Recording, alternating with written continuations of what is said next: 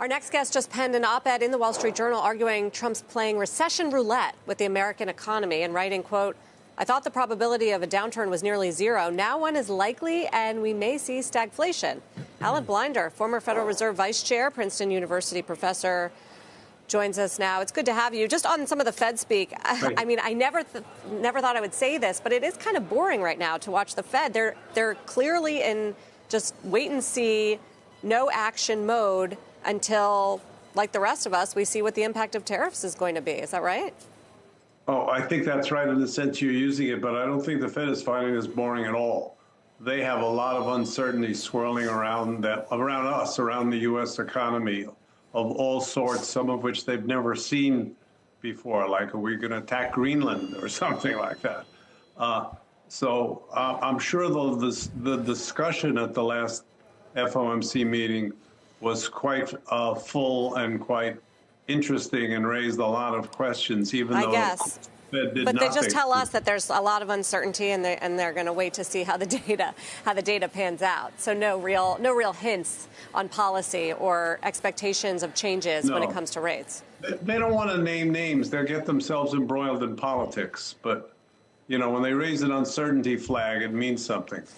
Yeah, rightly so. So do you buy into the idea that for tariffs, it can be short-term pain, long-term gain? It's hard to know what the gain is. I mean, if somehow these succeed, unlike previous tariff episodes, in bringing a lot of American jobs back onshore, you might say that's a gain. But look, we've just come through a period of multiple years with unemployment rates like 3.5, 3.7, 4.0. How much lower could we expect it to be? Most economists would say you can't, and including me, would say you can't expect it to go much lower than that.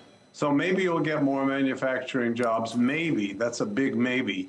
But if we do, we'll probably be losing jobs in some other sectors. But I think that's what they're trying, right? They're trying to rebalance a little bit and to shift into one of the constituencies that feels left behind by free trade and a lot of, as I mentioned earlier, the manufacturing share of the world's manufacturing moving to China.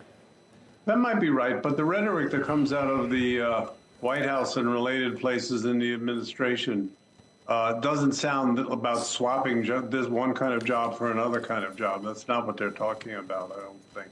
It's a much more likely scenario, as you suggest, but I don't believe that's what the White House is thinking. So in the short term, what are you expecting as far as growth impact and inflation impact? Well, as you could tell from the Wall Street Journal headline, I don't write the headlines, by the way. The phrase Russian roulette was not mine. But as you can tell from the piece, I'm worried about it staying above zero. You know, at this point, maybe the best guess is the next quarter, and then maybe the quarter or two or three that follow that are going to have a leading digit of 1. But if you're leading with 1, it doesn't take much to get you down into negative territory. And as I said in the piece, if I had to make a bet, which I don't have to make a bet, it would be that a recession, I don't mean a Titanic recession, but negative GDP growth is more likely than not. Alan, your piece ends with this paragraph about the rule of law and threats to democracy and intimidating law firms. And we could go on about voting with Belarus and Russia at the UN. I guess the question is, do you believe that will, in fact, inhibit capital or the flight of capital to the U.S. in the end? Yes, definitely. I mean, one of the great advantages of being an American business is that, or prospective American business, is that capital flows here. And it flows here when people get worried about stuff all over the world. Now it's going to start flowing out. I think it already is flowing out. And that will affect not just U.S. capital markets, but real things like manufacturing and other kinds of activities that might have come to the United States because, among other things, of the firm rule of law. And now people abroad with money, financial and real investment, are going to be thinking twice and 3 times whether the United States is a sensible place to send it.